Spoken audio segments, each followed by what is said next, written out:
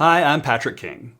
In this video, I'll be sharing the top early retirement strategies for your 401k that I've found after studying over 1,000 retirees. Through years of studying the tactics used by people who have retired early and using them with my clients in practice, I've found that to retire early, you need to do more than just hit your savings number. You'll also need to implement the withdrawal and tax strategies available to you that'll let you access your 401k before age 59 and a half without blowing up your retirement. And that's why I'm making this video, to show you the proven tactics that I've seen from studying over 1,000 retirees that can transform your 401k from a locked up asset into something that can fund your early retirement. So one of the biggest challenges of retiring early is that your money's tied up. If you're like most people and the majority of your retirement savings is in a tax-deferred account, such as a 401k, a 403b, or an IRA, you can't access those funds without age 59 and a half without paying that 10% early withdrawal penalty. And of course, anything that comes out of your retirement account is taxable, even the money that you withdraw to pay that 10% penalty, which is not ideal. All right, so how do we get around this? That's where Rule 72T comes in. Rule 72T is an IRS provision that allows you to take what are called substantially equal periodic payments, or SEPPs, from your retirement accounts before age 59 and a half without paying that 10% penalty. But as you would expect, there are rules. In order to determine how much you can take out each year, you have to choose from one of the calculation methods laid out by the IRS. Once you determine the amount, you'll have to withdraw the exact amount every year for at least 5 years or until you turn age 59 and a half, whichever time period is longer. And if you follow these rules to the letter, you don't have to pay the 10% penalty. So why does this matter? For a lot of people, their 401k is their biggest source of retirement savings. And if you've saved aggressively and you can retire before age 59 and a half, you're stuck with those 10% early withdrawal penalties if you want to access those funds. But Rule 72T allows you to tap into those savings between early retirement and age 59 and a half without the burdensome penalties. And because the SEPPs are calculated up front, they actually give you some predictability with your early retirement income, so you can start to budget around them. So when implemented correctly, Rule 72T gives you access to your retirement savings before age 59 and a half. It allows you to avoid the 10% early withdrawal penalties. It gives you a predictable early retirement income stream, and it lets the rest of your portfolio continue to grow for the long term. Again, there are very specific rules around this strategy, so you'll want to be very careful here. If you happen to run afoul of these rules, then the 10% penalty kicks in retroactively, which is not good. But if you do it right, Rule 72T is a great tool for anyone who has saved up enough to retire before age 60. I'm actually helping some clients get these set up right now. So while Rule 72T can unlock early access to your 401k, our next strategy can help you optimize your taxes during that transition to full retirement benefits. Okay, now that we've figured out how to access your retirement savings early, let's talk about how to do that in a tax-efficient way. And this is where our strategic planning process really becomes important, because our biggest tax planning opportunities come during your gap years. These are the years between your retirement and the year that your required minimum distributions start. And here's why this is important. Once you retire, your income drops, and a lower income typically means a lower effective tax rate. Early on in retirement, especially before Social Security starts, you have more control over your taxable income than at almost any other time in your life. And so if you take advantage of this, you can lower the total amount that you pay in taxes over your lifetime, sometimes dramatically so. By being intentional about which accounts that you make withdrawals from and when, you can start managing your tax rate during retirement. And so there are a couple of variables that we'll want to control here. If you can reduce your taxable income, you can also potentially avoid higher Medicare IRMAA penalties when you turn 65. There's a 2-year look back on those IRMAA penalties, so this is something that you'll want to have on your radar the year that you turn 63. But there's another side to this coin. If you don't touch your tax-deferred accounts and they continue to grow, which we expect that they will, then your required minimum distributions will be higher when you get into your mid-70s and those RMDs kick in. So while we do want to think this through and optimize for the most effective strategy, this does give you a tax planning opportunity during these low taxable income years. And that opens the door for a couple of powerful tax planning strategies during early retirement: strategic Roth IRA conversions and 0% capital gains harvesting. During these gap years, when you have that lower effective tax rate, you can convert a portion of your IRA or 401k into a Roth IRA. Of course, you'll have to pay taxes on whatever amount that you convert, but it will typically be at a lower tax rate than what you would have had during your working years. So during your gap years, you can estimate where you stand tax-wise for the year and convert a little bit into your Roth IRA before year end. Methodically doing this every year can lower your lifetime tax bill and give you and your heirs access to tax-free funds later down the road. Another tax opportunity, if you have some appreciated stock, is the ability to pay 0% in long-term capital gains. For the 2025 tax year, if your taxable income is under $48,350 for single filers and $96,700 for joint filers, the long-term capital gains rate is 0%. So if you have some stock with a low cost basis and you expect your taxable income to be really low, you can harvest some of those gains during your gap years for free. That's the best deal that you're going to get from Uncle Sam.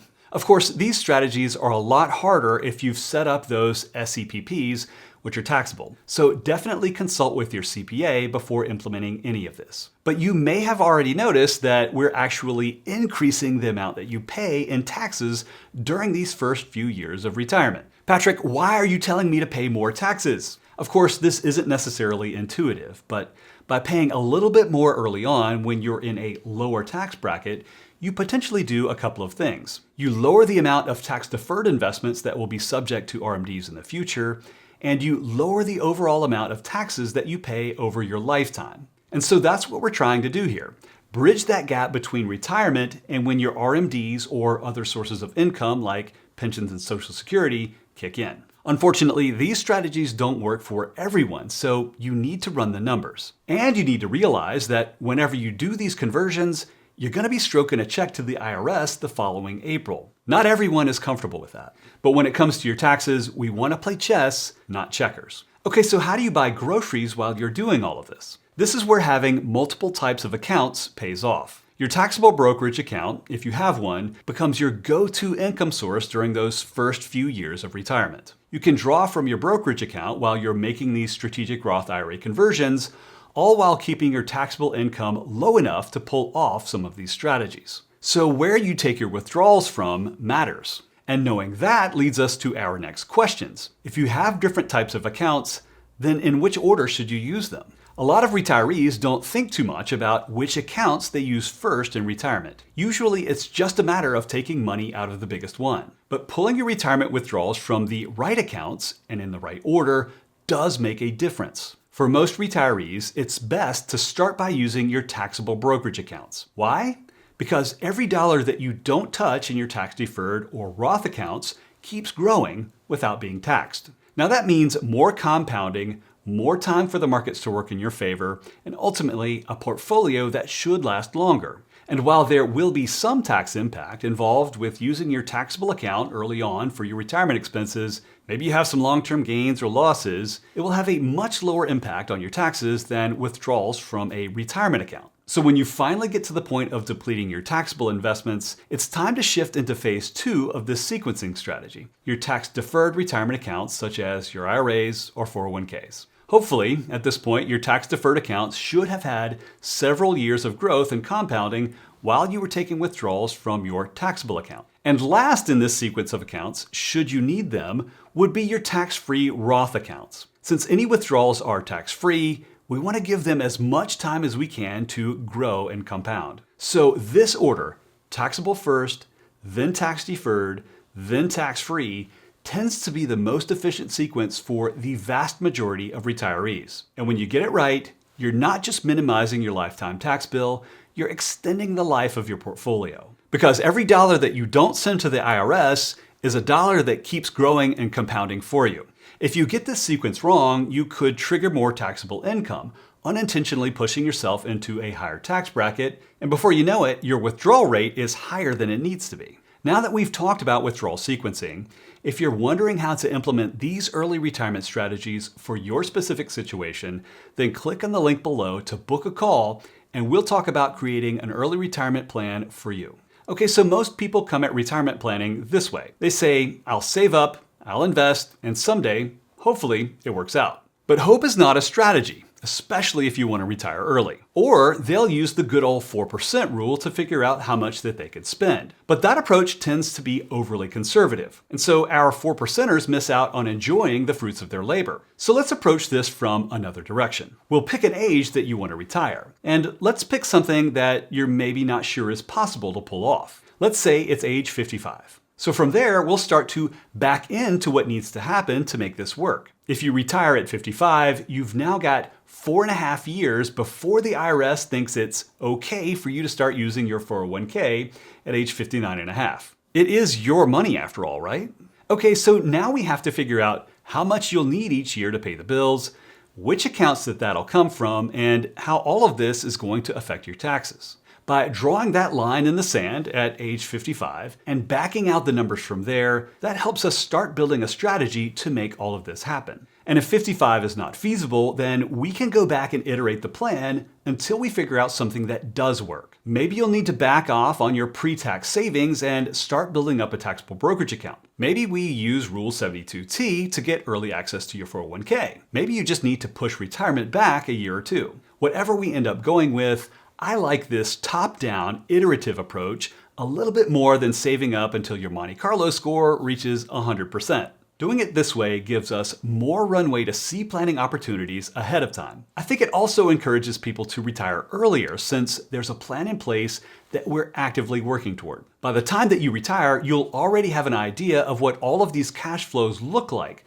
long before you get there. Okay, so let's talk about how to integrate all of this into a complete early retirement plan. Let's take a step back and look at the big picture. While you can use any of these strategies individually, things get really spicy when these all start working together. If you want to use your 401k to retire early, the first step is to pick an aggressive retirement age, figure out what needs to happen for you to pull that off, and iterate if needed. Once we have that first guess at a retirement age, we can figure out how much income that you'll need before Social Security kicks in, which will tell us what we need to do to make all of that possible. From there, we evaluate whether Rule 72T makes sense as a part of your plan to access those 401k assets before age 59.5. At that point, we can start layering in our bridge strategies for your gap years. These are our strategic Roth conversions and capital gains harvesting strategies that will allow you to play chess and not checkers with your taxes in retirement. And finally, we look at what's available from a withdrawal sequence standpoint. We'll try to use your taxable accounts first to preserve growth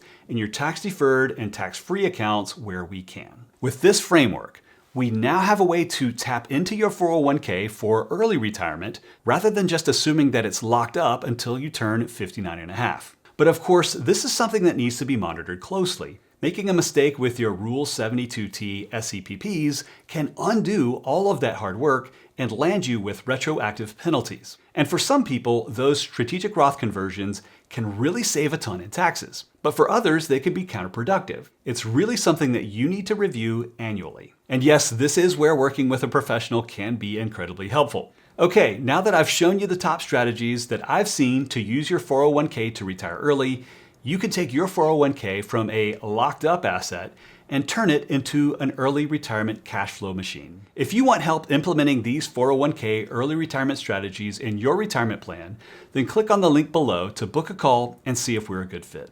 Thank you so much for watching, and I'll see you in the next video.